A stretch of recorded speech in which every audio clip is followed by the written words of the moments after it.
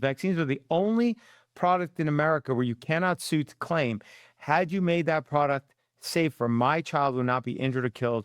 And that's because of a law passed in 1986. So for 40 years, you had an industry run amok.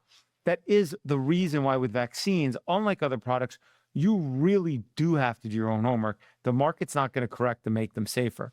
Why do I call it a religion? Well, over 10 years of litigating around these products, and I went into this probably thinking what the average person thinks, like, I don't know, they say everybody would die without them.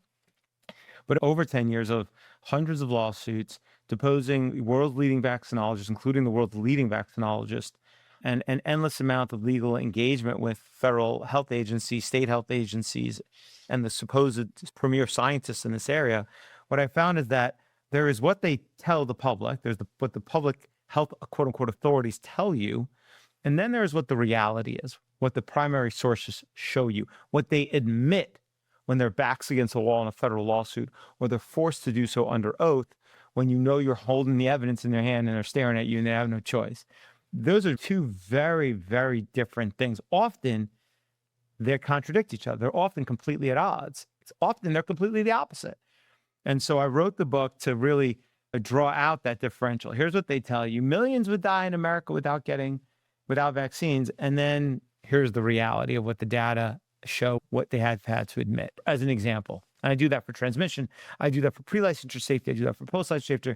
I do it in all the different areas that they, try to browbeat you into believing.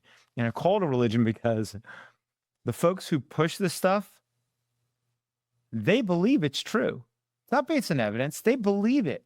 The difference is, in a religion, you're part of religion. You're engaged in trying to answer the unanswerable questions of life, like, where do we go when we die? These folks think they're being scientific, but they're not. It's beliefs that they're engaged in that they perpetuate to each other, just like a religion.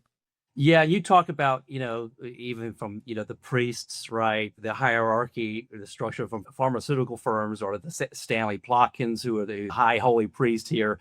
I think it's very true.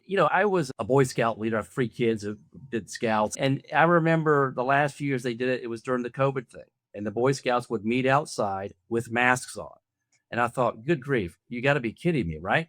No, that's what they did. And we're in a very liberal town.